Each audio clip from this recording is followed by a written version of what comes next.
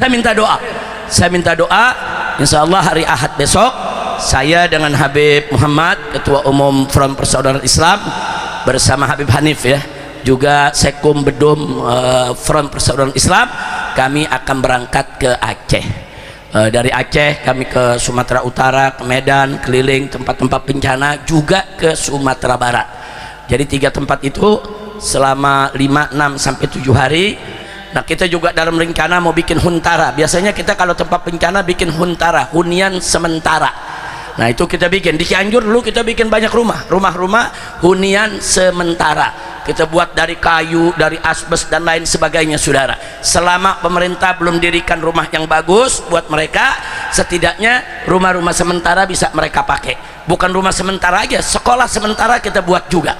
Nah, karena nanti Januari ini selesai libur kan mereka sekolah. Nah, sekarang sekolah-sekolahnya hancur, terus bagaimana mau belajarnya? Nah, terus bagaimana nanti bulan April mereka mau ujian sekolah, saudara, untuk kelulusan. Nah, itu kita buat tenda-tenda sekolah, tenda-tenda untuk puskesmas, untuk pusat kesehatan masyarakat, semua. Nah, dari mana duitnya? Duitnya dari umat ya, kawan.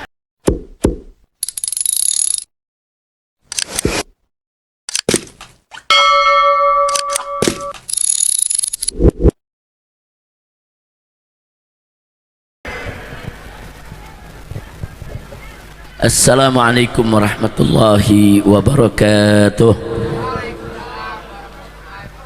Bismillah, walhamdulillah, wassalatu wassalamu ala rasulillah wa ala alihi wa sahbihi wa mawalah, amma ba'd.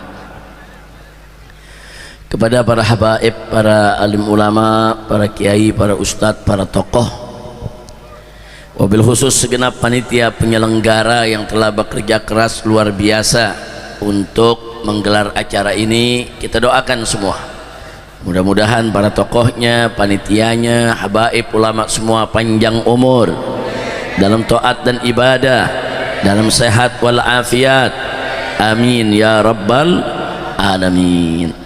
Saudara, sejak awal dibuka acara tadi kita sudah dengar pembacaan Al-Quran, betul?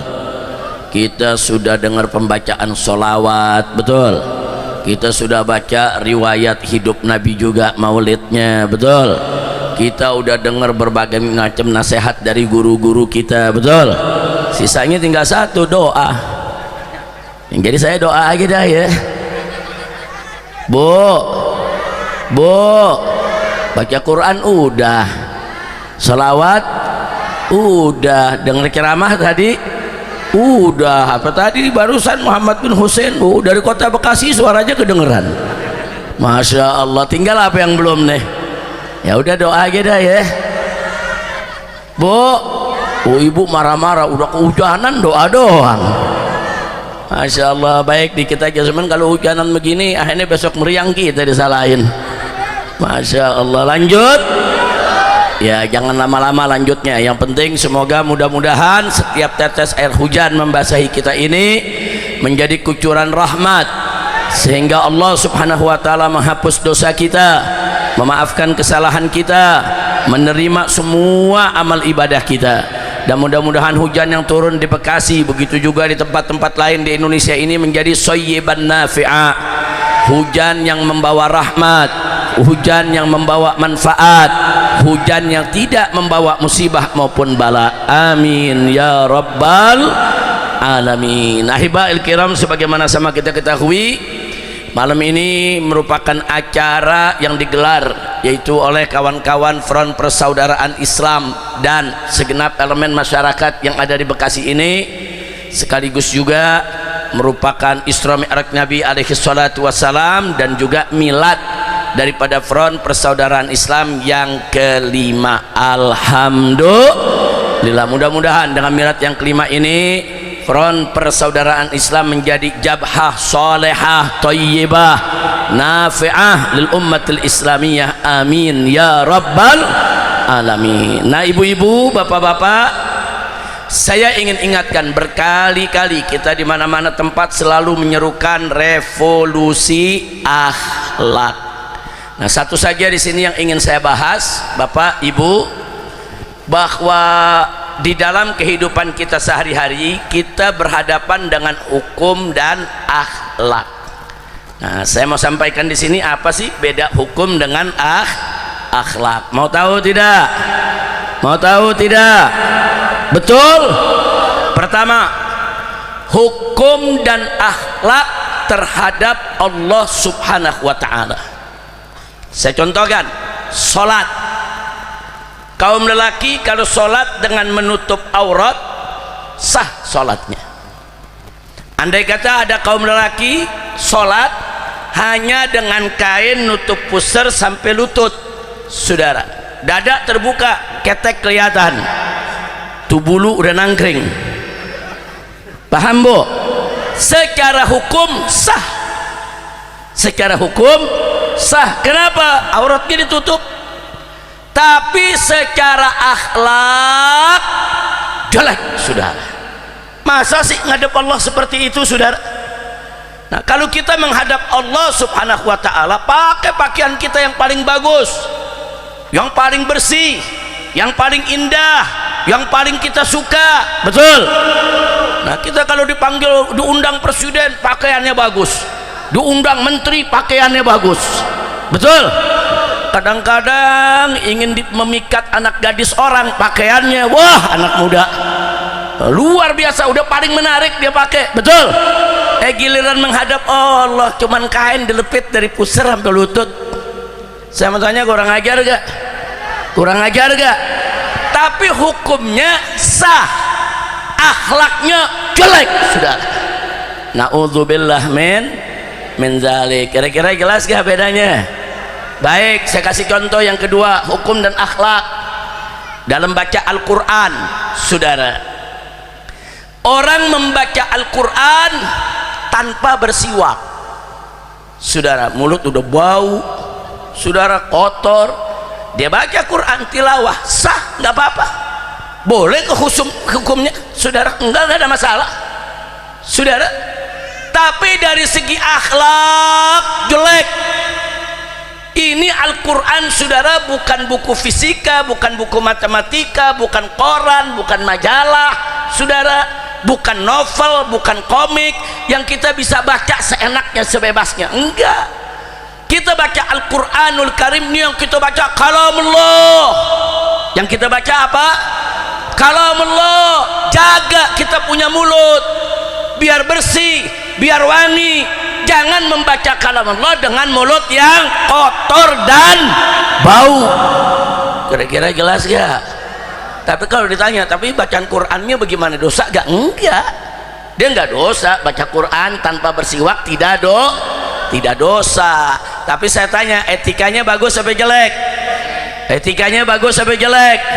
Nah, itu ada hukum, ada akhlak, saudara. Nah, jadi kita jangan hanya sekedar bicara hukum, akhlak perhatikan juga dong.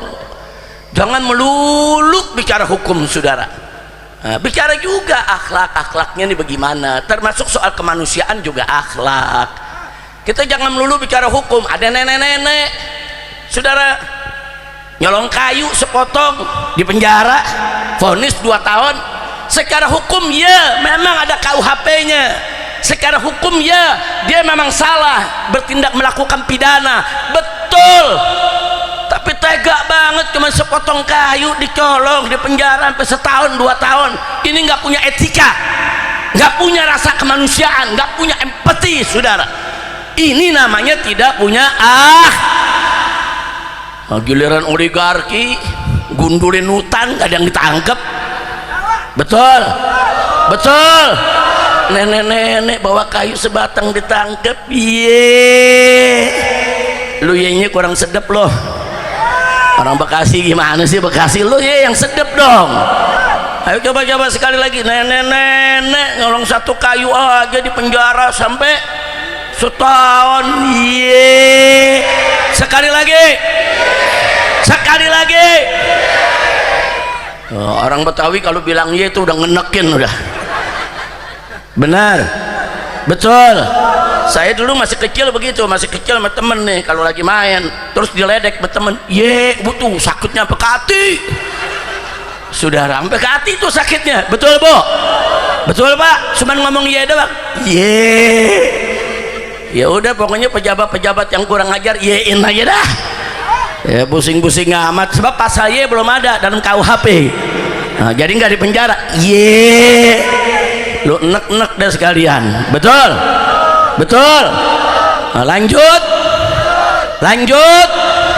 Baik, saudara. Saya contohkan lagi hubungan anak sama orang tua. Nih hukum akhlak. Ada orang tua, bapak atau ibu di kamar mandi, lupa bawa handuk. Habis selesai mandi mau nyari handuk, dia nongol mukanya dikit deh nih. Nah, ngomong sama anaknya di dalam, tong. Orang sini manggil anak entong bukan? Oh enggak ya. Ada juga yang entong kan? Ada, tong. Ambilin handuk. Diambilin tuh handuk sama anaknya. Terus ibu bapaknya dari pintu kamar mandi bilang, udah jangan lama-lama, lempar aja, lempar. Nih anak taat, dia lempar ke muka bapaknya. Loh saya tanya, secara hukum dia taat gak? Taat. Yang nyuruh lempar siapa? Nah, si anak lempar, patuh gak? Taat gak? Tapi gak punya etika. Itu anak kurang ajar namanya, saudara. Nah, anak bela diri, tapi kan kita disuruh orang tua suruh lempar, ya kita lempar. Kalau kita nggak lempar, kita nggak patuh. Enggak, saudara. Walaupun disuruh lempar, jangan dilempar. Dia suruh ngelempar mau apa? Oh mau cepat-cepat, ya lari. Bawain buru-buru ke orang tua. Nah, itu namanya akhlak. Jadi akhlak itu adalah penegakan hukum dengan cara yang sempurna, saudara. Jadi bukan penegakan hukum aja, suruh lempar, lempar. Ya, secara hukum selesai. Tapi secara akhlak enggak. Kira-kira jelas gak? Paham gak? Bu, kadang-kadang orang tua ada yang begitu, minta dilempar mana ada. Nah begitu dilemparin seneng. Wah jangan, enggak mendidik anak, jangan. Nah makanya anak-anak muda ingat, walaupun disuruh orang tua lempar, jangan dilempar. Jaga adab kita. Setuju? Satu lagi saudara. Satu lagi saudara, akhlak kita ini terhadap Nabi alaihi salatu wassalam.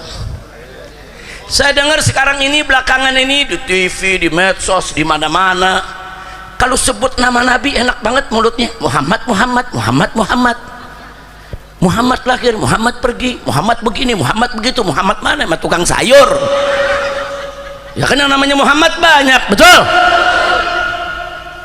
Beradab, nyebut nama Nabi punya adab, saudara. Sebut Nabi Muhammad sallallahu alaihi wasallam, atau sebut Nabi Yuna, atau sebut Sayyiduna, atau sebut Habibuna Muhammad, saudara. Sebut, itu adab. Orang protes, nggak bisa, itu bid'ah, bu. Dia bilang bid'ah, saudara. Ada yang ngomong begitu? Nyebut Sayyidina Muhammad disebut bid'ah, ada gak? Ada gak? Kita tanya media, lu maksudnya bid'ah apa? Sesuatu yang tidak pernah ada di zaman Nabi. Sesuatu yang tidak pernah ada di zaman Nabi. Oh, muka lu zaman Nabi nggak ada, berarti muka lu bid'ah dong. Dasar muka bid'ah. Masya Allah. Kira-kira jelas gak? Ayo kita tanya, muka kita nih zaman Nabi ada gak? Ada gak? Berarti muka apa? Inna lillahi wa inna ilaihi raji'un. Pakai hadis lagi dia. Dia bilang apa? Kami punya dalil.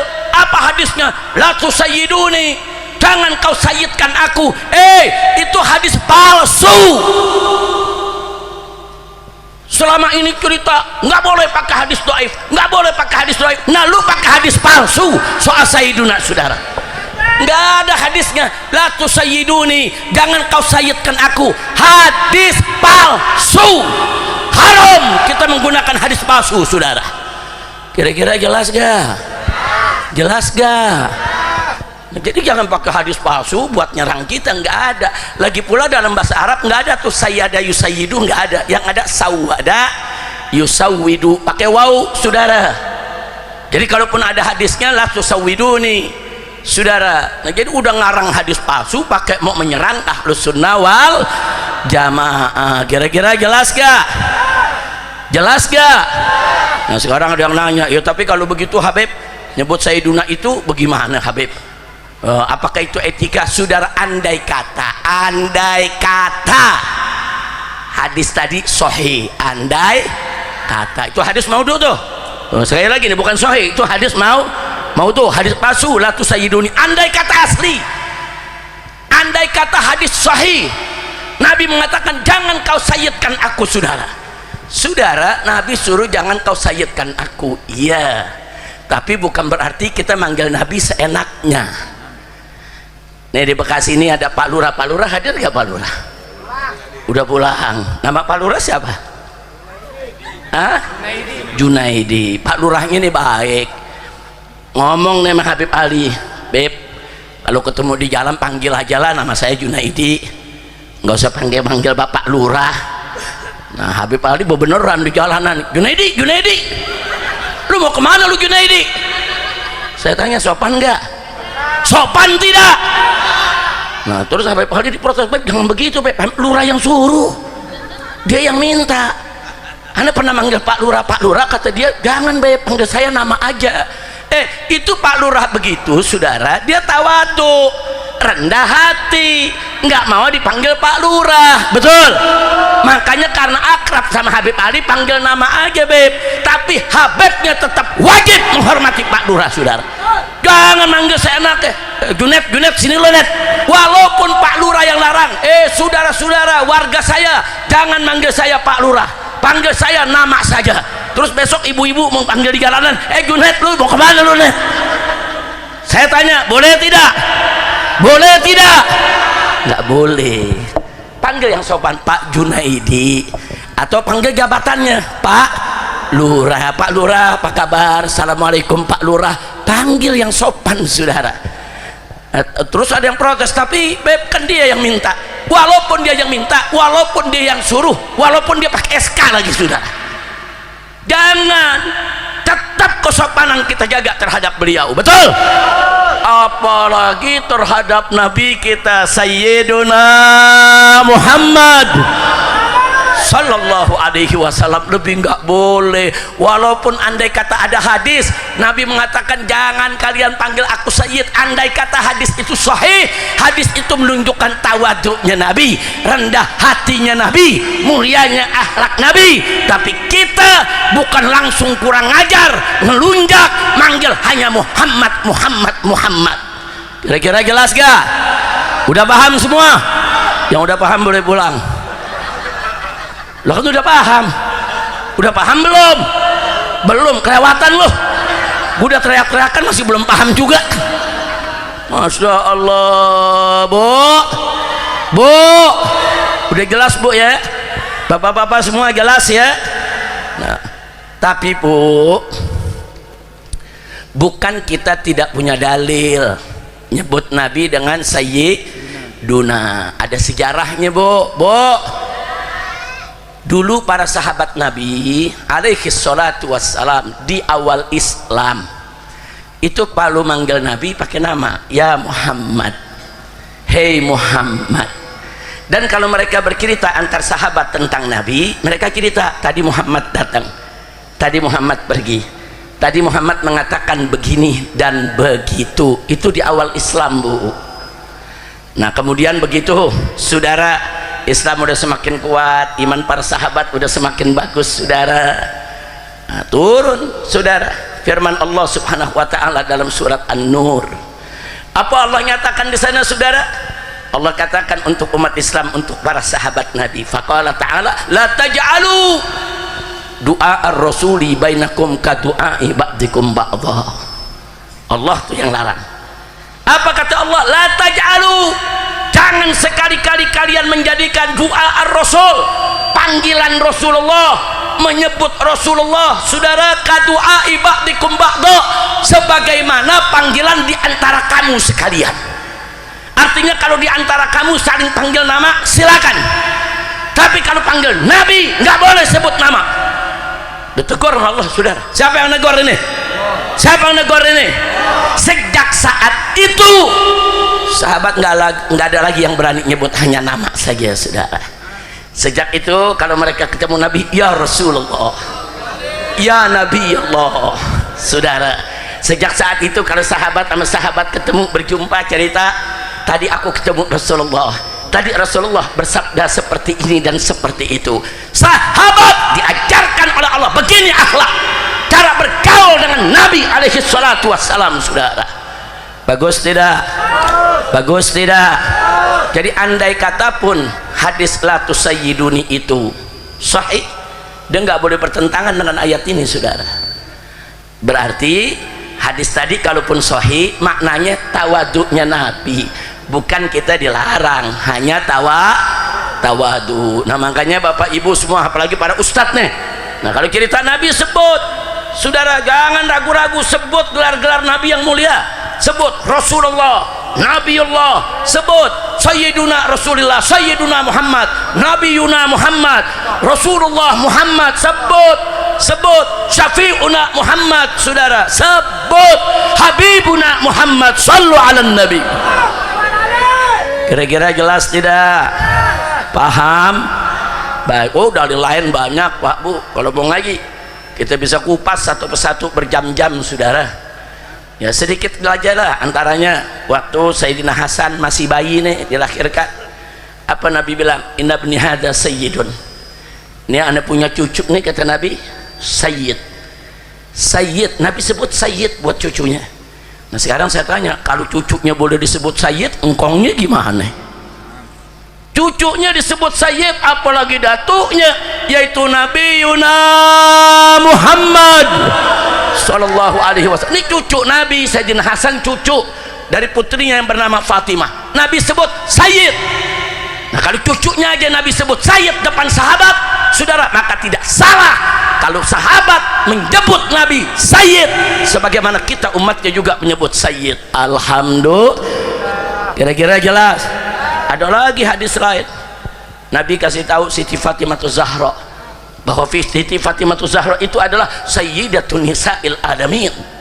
Sayyidah kalau laki, sayyid kalau perempuan, sayyidah. Kalau laki, sayyiduna Muhammad, sayyiduna Abu Bakar, sayyiduna Umar ibn Khattab, sayyiduna Utsman ibn Affan, sayyiduna Ali ibn Abi Thalib. Kalau perempuan, sayyidatuna Khadijah, sayyidatuna Aisyah, sayyidatuna Hafsah. Saudara, ada sayyid, ada sayyidah, saudara. Nah, sebetulnya orang Betawi juga ada kata sayyidah, siti, saudara. Nah, makanya kalau udah jadi bahasa Betawi berubah jadi siti itu. Sidati jadi siti. Ayo orang Betawi banyak gak pakai siti? Banyak gak? Siti itu sebetulnya bukan nama, siti itu gelar, sayyidati, saudara, siti. Makanya orang Betawi kalau sebut Siti Aisyah pakai Siti, Siti Aisyah, Siti Maryam, Siti Khadijah, betul? Padahal kan namanya nggak ada Siti, saudara. Maksudnya Sayyidati. Sopan tidak? Bagus tidak? Sallu ala nabi. Nah kalau Nabi punya putri, Nabi yang sebut Sayyidatun Nisa'il Alamin, putrinya boleh disebut Sayyidah. Kenapa Nabinya nggak boleh disebut Sayyiduna, saudara? Betul? Betul? Dalilnya ringan-ringan, nggak berat, gampang dipahamin, saudara. Saudara cuma orang yang ngawur aja tuh, yang dikit-dikit bid'ah, dikit-dikit bid'ah, musyrik, dolalah, masuk neraka, pala lu menyan. Kayak dia yang pegang kunci pintu sorga, semua orang bid'ah masuk neraka, dia doang yang masuk surga sendirian, Bu. Serakah banget loh. Kira-kira jelas gak? Mau tambah lagi dalilnya? Mau tambah? Betul? Saudara, Sayyidina Hasan dan Husain, apa kata Nabi? Sayyidah syababi ahlil jannah. Dua sayyid, pemimpin para pemuda di sorga. Ada hadis lain menyebutkan bahwa Sayyidina Abu Bakar, saudara, yaitu sayyidu kuhuli ahlil jannah, pemimpinnya orang-orang tua di sorga nanti adalah Sayyidina Abu Bakar Siddiq radhiyallahu an. Hasan Husain disebut sayyid, Sayyidina Abu Bakar disebut sayyid, saudara. Kenapa Nabi nggak boleh? Tambah lagi? Lu mau nambah melulu lu? Hujan udah berhenti sini. Alhamdulillah. Lanjut. Nabi pernah duduk di dalam masjid, saudara, bersama sahabat. Ada muhajirin, ada ansor, saudara. Datang salah satu tokoh ansor, datang belakangan nih. Begitu tokoh Ansor ini datang, apa kata Nabi kepada para sahabat? Qumu li sayyidikum. Hei orang-orang Ansor, qumu, bangun kalian semua, bangun, sambut pemimpin kalian. Masya Allah, Nabi yang suruh bangun, bangun, sambut kalian punya pemimpin. Bangun orang-orang Ansor, sambut kedatangan pemimpinnya. Ada dua hal kita garis bawahi. Pertama, saudara, Nabi sebut qumu li sayyidikum. Sayyidikum, tuan kamu, sayyiduna, tuan kami. Nabi yang sebut sayyidikum, ini tuan kamu semua, sambut. Jadi orang Ansor aja Nabi panggil sayyid, saudara. Nah, masa kalau sahabat dari Ansor dipakai sayyid, Nabi nggak boleh pakai sayyid, pakai bilang bid'ah lah, saudara. Nah, kira-kira jelas gak? Paham gak? Alhamdulillah. Nah, perkara kedua apa? Menarik tuh, Nabi ajarin bangun. Jadi kalau ada umat bangun, nyambut ulama, nyambut kiai, nyambut pejabat, jangan langsung bilang bid'ah, dolalah, itu mempertuhankan kiai, alelo panjol. Ini kan sekarang kan kiai-kiai lagi diserang nih, saudara. Di pesantren ada santri cium tangan kiai, wah ini feodalisme, saudara. Kalau kiai datang pada berdiri, wah ini mempertuhankan kiai, ini musyrik, ini kafir.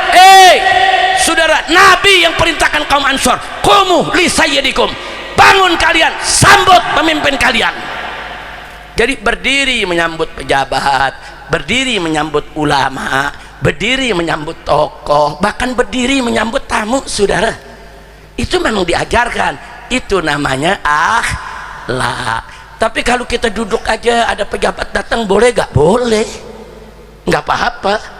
Ada ulama datang, kita duduk aja nggak berdiri, boleh gak? Boleh, nggak apa-apa, saudara, nggak dosa.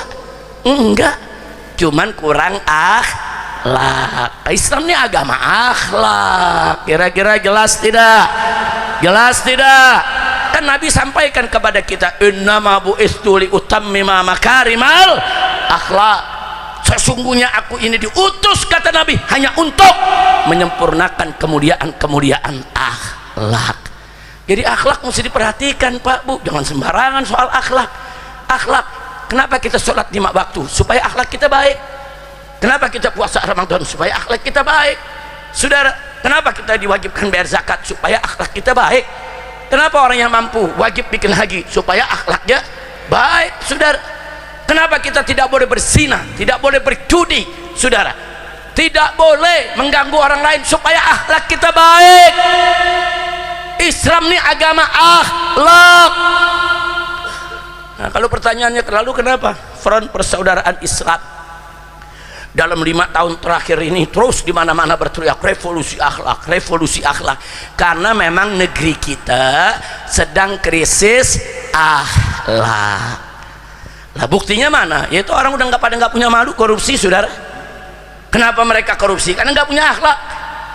Karena nggak punya akhlak, saudara. Nah, kenapa nih rakyat dibiarkan menderita? Ya karena nggak punya akhlak. Orang kalau punya akhlak kepemimpinan dijaga itu, saudara. Bagaimana menjaga rakyatnya? Saudara, Sayyidina Umar ketika menjadi khalifah, sholat di tengah malam, nangis, saudara. Nangis. Ditanya oleh para sahabat, apa yang membuat engkau menangis di tengah malam ini? Apa dia bilang? Wallahi, aku takut. Aku takut kalau ada seekor kambing di pinggiran sungai Efrat mati karena kelaparan, aku dituntut di hadapan Allah. Beliau tinggal di Madinah, sungai Efrat itu jauh, adanya di Irak sana, saudara. Adanya di Irak sana, ribuan kilometer. Dia lagi pikirin, kalau sampai ada kambing yang mati gara-gara kesalahan dia dalam memimpin, saudara, beliau takut Allah tuntut di akhirat. Itu pemimpin, dia perhatikan. Lalu bagaimana kalau rakyatnya manusia? Kalau seekor kambing aja harus diperhatikan, bagaimana manusia? Wajib siapapun yang menjadi pemimpin, perhatikan rakyatnya. Demi Allah, satu rakyat saja menderita kelaparan, mati karena kesalahan si pemimpin, karena dia tidak peduli, karena dia nggak mau pakai kekuasaannya untuk menolong rakyatnya, karena dia nggak mau melindungi rakyatnya, nanti akan dituntut di hari kiamat, saudara. Na'udzubillah min dzalik. Hati-hati, ini persoalan akhlak kepemimpinan. Jadi mimpin juga ada akhlak. Saudara, ini kadang-kadang kita punya pejabat, kalau ditanya saudara di berbagai media jawabnya enak aja, semau-maunya. Ada yang ditanya, ini ibu-ibu pada demo harga cabai mahal. Pejabat ditanya, bagaimana Pak, ibu-ibu demo harga cabai mahal? Apa tuh pejabat jawab? Ya kalau mau murah nanam aja sendiri. Masa pejabat jawabnya begitu? Bu, tuh pejabat mandal begitu songong nggak? Tengil nggak? Oh, kalau orang Betawi paham tuh songong, tengil. Nah kalau bukan orang Betawi nggak paham tuh apa tuh songong, apa tuh tengil. Paham Bu ya? Tahu tengil, tahu songong. Wah enak dah, saya nggak usah terjemahin lagi saudara. Nah kalau yang hadir ada yang nggak paham, buka aja Google, buka, tanya songong apa songong. Tanya AI, lu ketahuan lu sering buka AI. Saudara lanjut. Masya Allah, ada lagi pejabat saudara. Pejabat ditanya, nih bagaimana nih bapak-bapak pada demo? Mereka bilang ini yang namanya listrik mahal. Gaji nggak seberapa, listrik mahal. Ini pejabat bilang apa? Ya kalau mahal jangan masang listrik. Enak banget saudara jawabnya, kurang ajar gak? Songong gak? Tengil gak? Ada lagi saudara, ini tukang-tukang ojek saudara, pendapatan gak seberapa, belum lagi bayar aplikasinya juga mahal saudara. Bensin mahal, protes, demo, turunkan harga bensin. Dijawab oleh pejabat yang punya wewenang, saudara, ya kalau nggak mampu beli bensin jangan punya motor. Saya mau tanya tuh, jawaban kurang ajar gak? Kurang ajar tidak? Ada lagi yang lebih kurang ajar saudara. Ada pejabat berkali-kali jadi menteri, udah belasan tahun jadi menteri, punya perusahaan 16 perusahaan saudara. Udah tua nih, jenderal tua saudara. Apa dia bilang? Waktu banyak nih mahasiswa pada rakyat pada demo saudara, di mana-mana dibilang apa? Hei rakyat nggak berhak untuk demo. Apa kalian punya hak untuk demo-demo? Kalau kalian nggak suka dengan kebijakan pemerintah, keluar dari Indonesia. Wow. Rakyat nggak punya hak, nggak ada jasa apa-apa terhadap negara.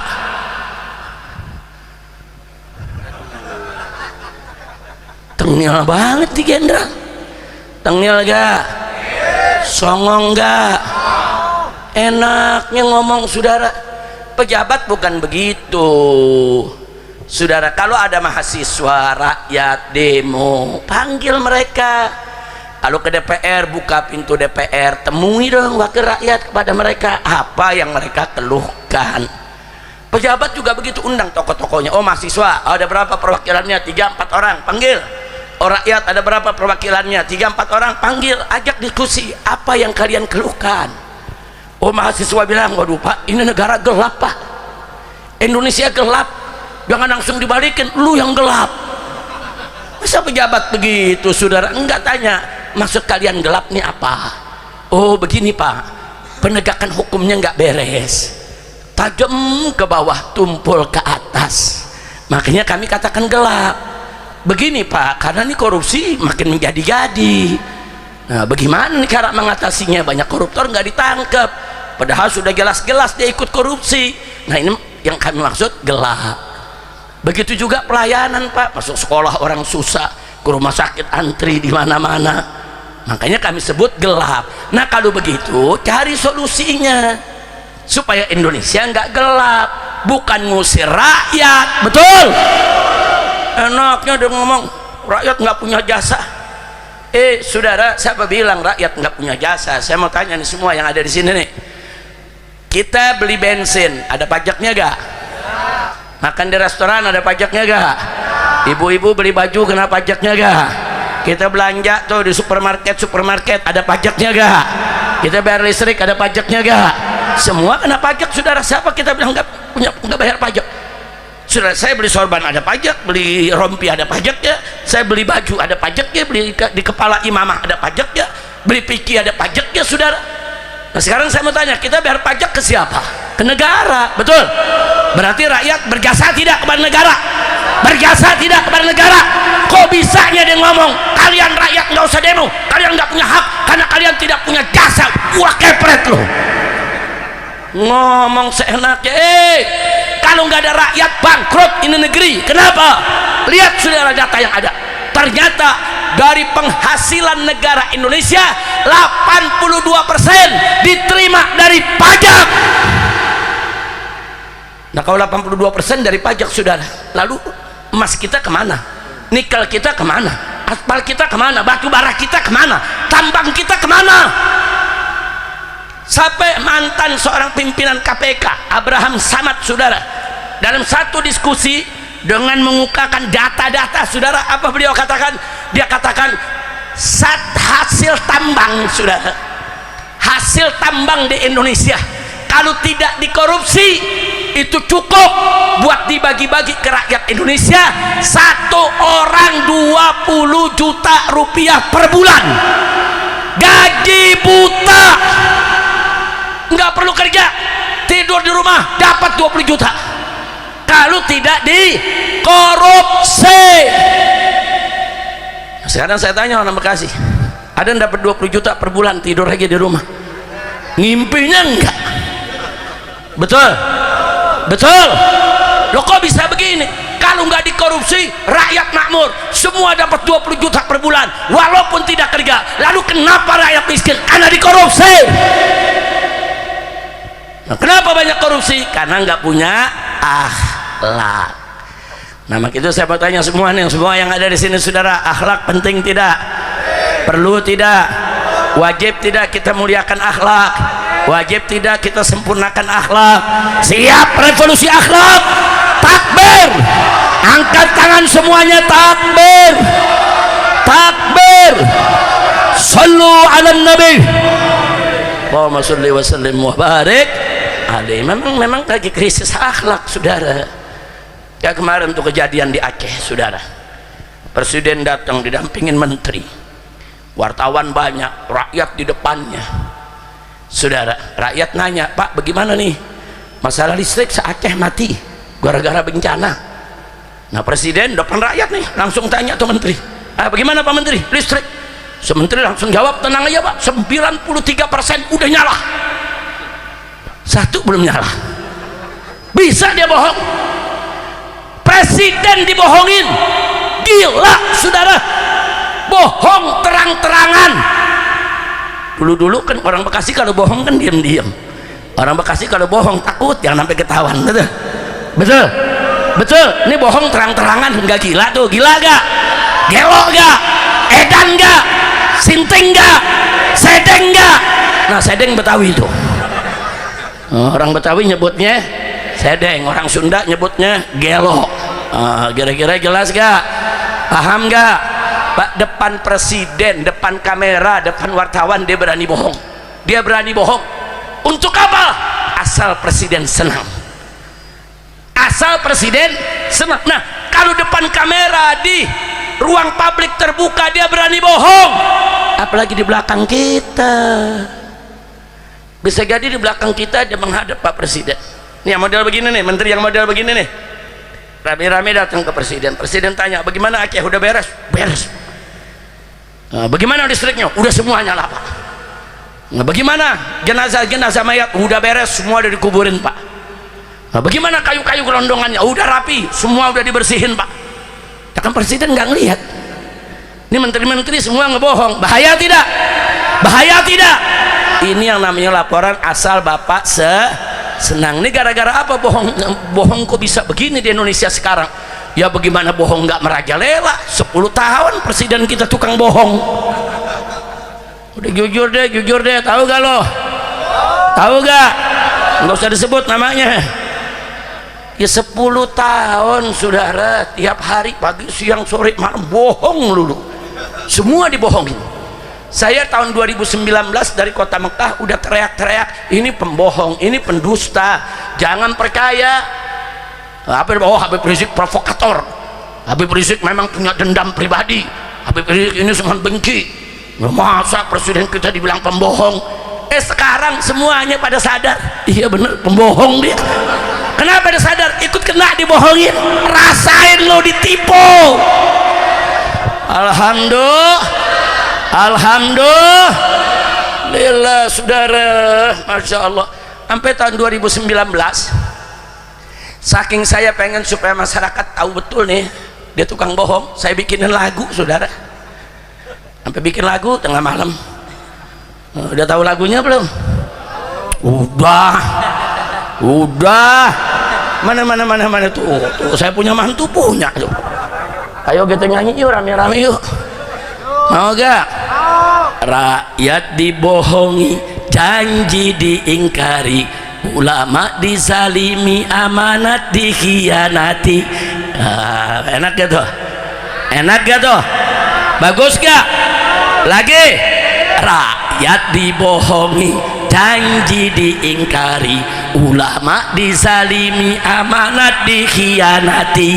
Soal kecil bohong, soal besar bohong, semua janji bohong. Bisa gak ngomong bohongnya? Bisa. Nah, jadi kalau saya lagi ngomong bohong, bohongnya rame-rame.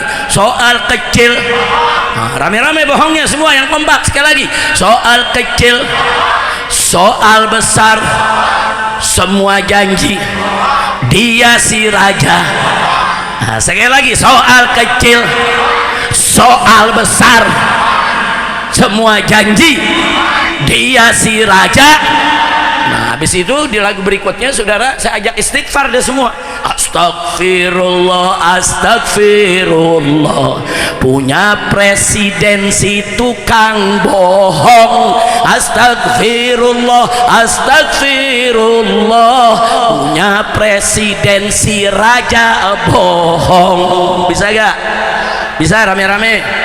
Benar, bisa rame-rame? Ayo rame-rame semua. Rakyat dibohongi, janji diingkari. Hadrohnya ada gak? Pakai hadroh dong. Ayo pakai hadroh. Yang semangat semua. Semangat semua. Ayo ikut sebentar. Ayo semangat semua. Hadroh siap-siap. Hadroh siap-siap sebentar.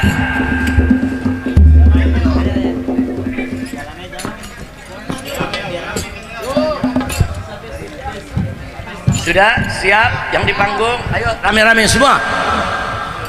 Rakyat dibohongi, janji diingkari, ulama dizalimi, amanat dikhianati. Rakyat dibohongi, janji diingkari, ulama dizalimi, amanat dikhianati.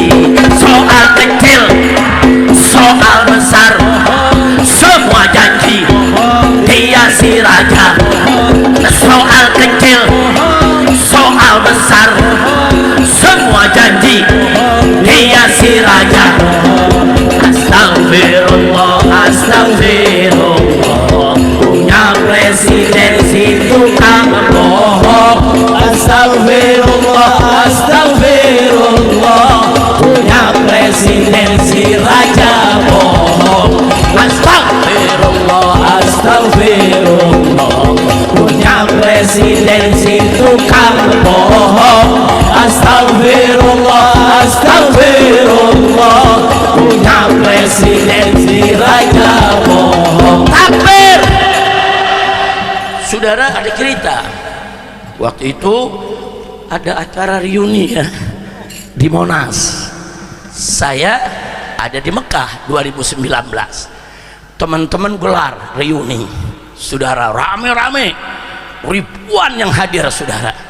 Saya diminta sambutan pakai HP dari Mekah, suaranya dikeluarkan di Monas saudara.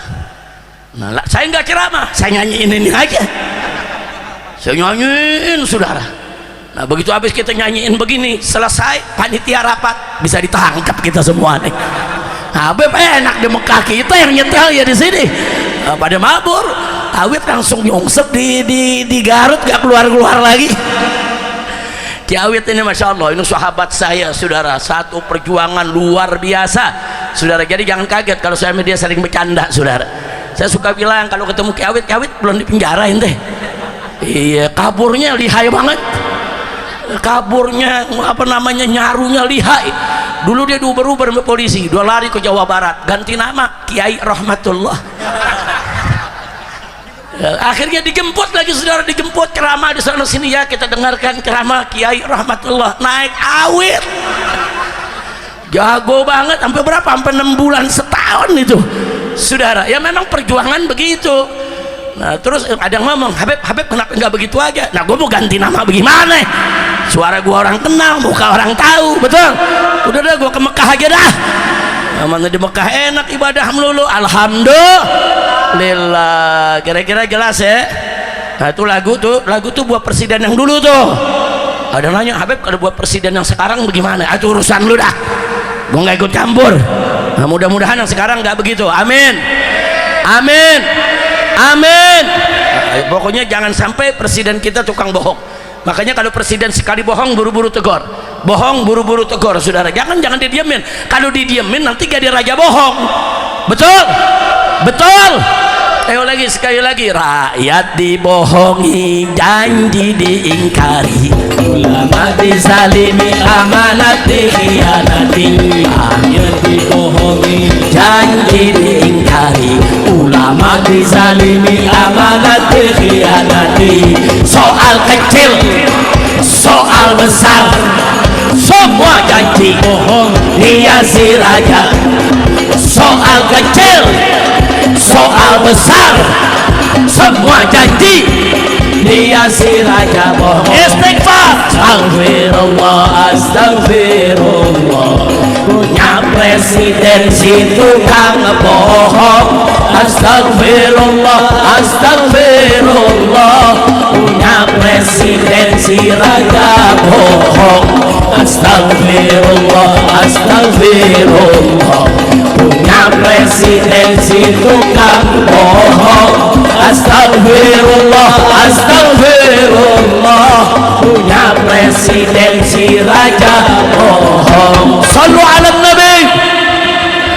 Nah itu yang saya mau sampaikan. Jadi saudara, sengaja saya sampaikan ini semua hanya untuk mengingatkan diri kita bahwa bohong itu, saudara, bukan akhlak yang bagus. Bohong itu berbahaya. Bohong itu Allah tidak suka, saudara. Innallaha la yahdi man huwa musrifun kadzdzab. Sesungguhnya Allah tidak memberikan hidayah kepada orang-orang yang kelewat batas dan suka berbohong. Di ayat lain Allah nyatakan kutilal kharrasun. Itu terkutuklah, celakalah orang-orang yang suka berdusta. Nggak boleh. Bahkan Nabi mengatakan dalam satu hadis sahih, ayatul munafik salas. Ciri munafik ada 3. Idza haddatsa kadzaba, kalau dia bicara dia bohong. Wa idza wa'ada akhlafa, kalau dia janji dia ingkari. Wa idza tumina khana, kalau dia dikasih amanat dia khianat. Nah, Nabi yang sebut ini munafik, saudara. Nah maka itu yuk rame-rame kita jadikan bohong itu sebagai musuh bersama. Setuju? Takbir. Nah baik ya ikhwan, karena pada malam hari ini selain merupakan tabligh akbar juga milad from persaudaraan Islam, ayo sama-sama kita bawakan nasyid mabruk alfa mabruk, saudara. Sebentar, dulu saya lihat ini dari tahun awal 1900-an, saya pulang dari Saudi Arabia, saya lihat anak-anak kita, orang dewasa di mana-mana kalau ulang tahun nyanyinya happy birthday to you, saudara. Happy birthday to you. Ya sebetulnya nggak apa-apa, cuman nada terusannya yang berbahaya. Nada terusannya, saudara, itu sangat berbahaya. Nada terusannya itu panjang umurnya, panjang umurnya, panjang umurnya serta mulia. Itu lagu gereja, saudara. Loh, kok Habib tahu itu lagu gereja? Saya sekolah Kristen 3,5 tahun, saudara. Di SMP Betel di kampung saya, itu lagu Gloria, saudara. Jadi awalnya happy birthday to you bener, tapi ujungnya panjang umurnya, panjang umurnya. Itu kalau di gereja Gloria. Jadi gue nyanyiin dah tuh. Saya sedih kok begini. Nah akhirnya di tahun 1900-an itu saya gubah nasyid dengan judul Selamat Milad. Saya berharap Selamat Milad ini dibawakan oleh umat Islam di mana-mana, mau kecil, mau dewasa, perempuan, laki. Kalau memang mereka harus ulang tahun milad, ya bawain ini. Nah pertama saya contohkan dulu, saya, istri saya, sama putri saya yang 7, pokoknya kalau ada yang milad kita bawain itu. Kalau ada yang milad kita bawain itu. Nah, belum disebar keluar. Karena setelah itu murid-murid saya dengar, Habib ini bawain dong di majelis juga, kita bawain di majelis, kita bawain di panggung di mana tempat. Dan saat ini sudah menyebar ke mana-mana saudara, bukan hanya di Indonesia, sampai ke Brunei, Singapura saudara, Malaysia, orang di mana-mana membawakan ini. Alhamdulillah. Nah karena itu ini sengaja memang kita gubah itu ya buat dakwah, gubah itu saudara untuk menyadarkan umat saudara, bukan untuk mendorong hayu ulang tahun semua, ulang tahun, bukan. Jadi kalau memang mau ulang tahun ya begini dong caranya, perempuan lagi juga dipisah dong, jangan dicampur. Nah di situ kita buatkan ada 5 lagu saudara, dan sudah jadi album milad. Nah kalau anda buka akun di YouTube tulis aja IB Nasyid, nanti di subscribe saudara, nah didengerin aja, ada album milad. Itu ada 5 sampai 6 lagu kita bawakan khusus untuk anak-anak muslim pada saat mereka merayakan milad. Nah malam ini karena FPI merayakan miladnya yang ke-5, Front Persaudaraan Islam, ayo sama-sama kita bawakan. Katanya ada apa? Wah udah tumpeng, ya bawa ada tumpengnya, udah lapar biar kita makan rame-rame, betul?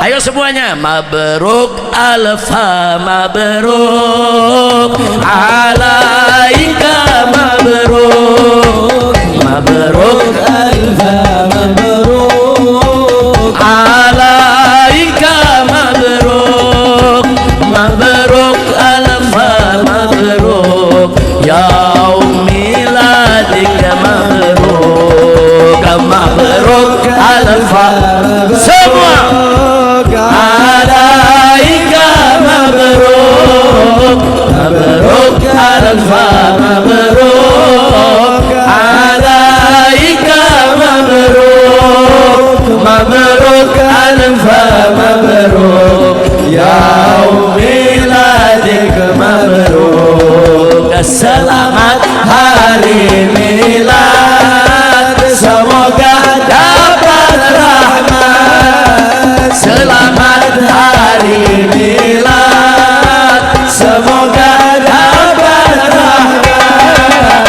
dari Allahu Ahad hingga hidup selamat. Mabruk alfa mabruk alaika mabruk, semua mabruk alfa mabruk alaika mabruk, mabruk alfa mabruk yaum miladik mabruk.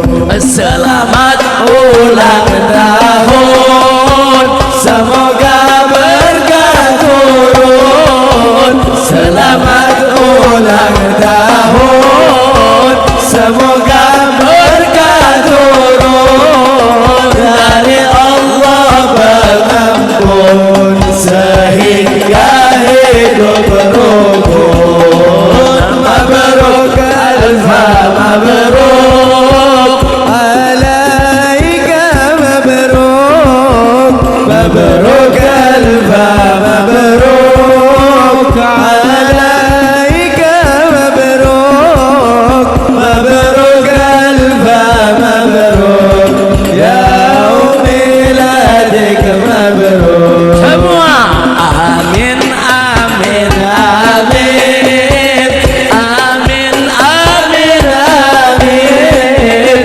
amin amin amin amin amin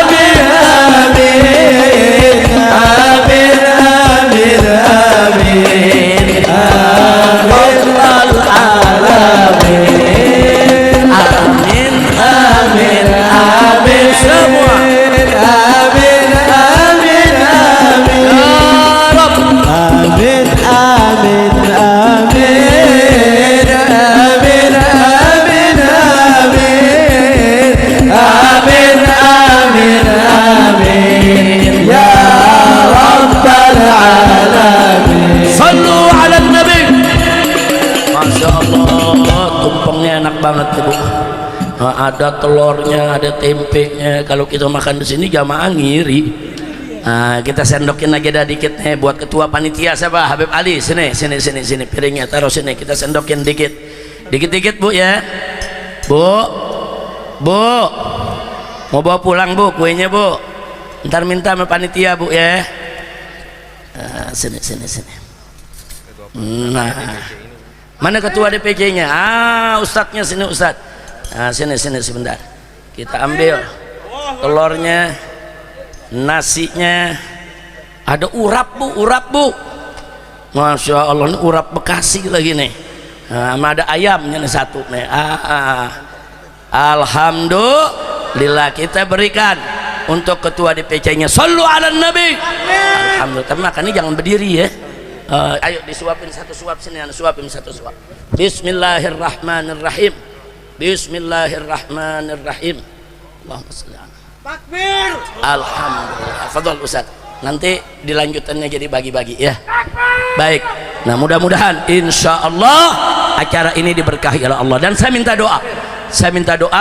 Insya Allah hari Ahad besok saya dengan Habib Muhammad, Ketua Umum Front Persaudaraan Islam, bersama Habib Hanif ya, juga Sekum Bedum Front Persaudaraan Islam, kami akan berangkat ke Aceh. Dari Aceh kami ke Sumatera Utara, ke Medan, keliling tempat-tempat bencana, juga ke Sumatera Barat. Jadi 3 tempat itu selama 5, 6 sampai 7 hari kita akan berada di sana, karena memang di sana Bu ya Pak, ada 200 dapur FPI, dapur umum. Kita buat dapur umum di mana-mana, ada 200 tempat dari awal kejadian sampai hari ini. Sebab kalau kita cuma kirim beras terus masak mereka bagaimana? Kalau kita kirim mie mentah, masaknya bagaimana? Nah, makanya kita bikin dapur umum, ada kompornya, ada gasnya, ada semua, minyaknya dan lain sebagainya, kita masakin dan kita bagi-bagi, yaitu ke tempat-tempat rumah-rumah korban bencana. Bahkan ada relawan-relawan yang memang ditugaskan habis selesai masak bawa ke tempat yang terpencil, bisa perjalanan 2 jam, perjalanan 3 jam, ada yang perjalanan 4 jam jalan kaki Bu, nggak bisa naik mobil, naik motor aja nggak bisa. Nah, jalan bawa ke sana sekaligus kasih makan siangnya, kasih makan malamnya, relawan balik saudara. Besok begitu lagi. Nah, kita mau lihat besok bagaimana kerja daripada dapur, apa perlu ditambah jumlah dapurnya, apa memang masih ada daerah yang belum tersentuh, nanti kita cari cara bagaimana untuk menyentuhnya. Nah, kita juga dalam rencana mau bikin huntara. Biasanya kita kalau tempat bencana bikin huntara, hunian sementara. Nah, itu kita bikin di Cianjur dulu, kita bikin banyak rumah hunian sementara. Kita buat dari kayu, dari asbes dan lain sebagainya saudara. Selama pemerintah belum dirikan rumah yang bagus buat mereka, setidaknya rumah-rumah sementara bisa mereka pakai. Bukan rumah sementara aja, sekolah sementara kita buat juga. Nah, karena nanti Januari ini selesai libur kan mereka sekolah. Nah, sekarang sekolah-sekolahnya hancur, terus bagaimana mau belajarnya? Nah, terus bagaimana nanti bulan April mereka mau ujian sekolah? Saudara, untuk kelulusan. Nah, itu kita buat tenda-tenda sekolah, tenda-tenda untuk puskesmas, untuk pusat kesehatan masyarakat semua. Nah, dari mana duitnya? Duitnya dari umat ya kawan. Jadi kemarin ini banyak umat sudah membantu, baik lewat rekening FPI maupun langsung datang ke kantor, mereka bantu saudara. Dari mana-mana bantuan datang. Kalau FPI nggak punya duit Bu, bagaimana FPI mau punya duit? Apa kata ditangkepin melulu? Di Uber ditangkap, bagaimana mau bikin perusahaan? Belum bikin perusahaan diperkarain. Nah, tapi nggak apa-apa, itu perjuangan. Nah, ternyata sumbangan umat ini jangan pandang remeh saudara. Dulu kita ngecrek nih di atas panggung, ayo kita bangun rumah sakit kita kerjasama dengan Mercy saudara, kita kerjasama dengan ormas-ormas Islam. Ini Habib Muhammad semua, saya punya mantu-mantu, tiap mimbar Habib Hanif apa kumpulin dana saudara. Ibu-ibu kalau nyumbang tuh ada yang suaranya bunyi tuh, kekrek saudara. Kita kumpulin saudara. Dari hasil ngekrek begitu, bulan ke bulan, tahun ke tahun, rumah sakit Indonesia berhasil dibangun. Itu pembangunannya hampir 100 miliar saudara, belum peralatannya. Beli peralatannya aja hampir 80 miliar. Dari mana itu duit? Dari pemerintah? Bukan saudara, dari rakyat Indonesia. Alhamdulillah. Tapi memang dalamnya semua kaca-kaca udah hancur, plafon-plafon hancur, dan peralatan-peralatan medis yang nilainya 80 miliar dihancurkan semua oleh mereka. Tapi nggak usah khawatir, sudah ada sekian miliar saat ini dikumpulkan oleh Mercy dan lain sebagainya. kita akan bangun kembali. Kalau udah betul-betul aman, kita akan bangun kembali, kita akan berusaha kembali beli peralatan tersebut. Nah Bu, kalau FPI peduli dengan saudara kita yang susah, nah bagaimana yang di Indonesia? Yang jauh aja kita perhatiin, yang jauh saja masukin barangnya susah, saudara. Salah jalan ditangkap, kita datangin. Bagaimana kalau bencana itu di Indonesia? Wajib semua pengurus FPI, semua laskar FPI, semua anggota FPI, termasuk simpatisan FPI harus bergerak ikut bantu, saudara. Setuju? Setuju? Tapi Habib, ini belum bencana nasional, nggak ada urusan. Mau bencana nasional kek, mau bukan bencana nasional kek, wajib kita bantu, saudara. Saya nggak peduli pemerintah mau bantu nggak bantu, urusan pemerintah, saudara. Nanti di akhirat mereka bertanggung jawab di hadapan Allah. Tapi urusan kemasyarakatan yang sedang mendapatkan bencana wajib kita bantu. Dan ingat, kalau bantu di tempat bencana, bicara kemanusiaan, jangan pandang agama, saudara. Apapun agamanya, apapun sukunya, apapun partainya, saudara, apapun golongannya, apapun organisasinya, bantu semua, saudara. Mau kampret, mau kebong, udah jangan dibicarakan lagi, kita bantu orang susah, betul? Maka itu saya mau tanya semua, siap bersatu, siap berjuang, takbir. Alhamdulillah. Nah, jadi insya Allah doakan biar perjalanan kami aman, tenang, berkah, saudara. Dan mudah-mudahan saudara-saudara kita di tempat bencana semuanya dibahagiakan oleh Allah, dimudahkan segala urusannya. Begitu juga kita yang hadir di sini supaya dibahagiakan oleh Allah dari dunia hingga akhirat. Ala hadhihi niyyah wa likulli niyatin salihah wa ila hadratin nabiyil mustafa sallallahu alaihi wasallam bisirril Fatihah.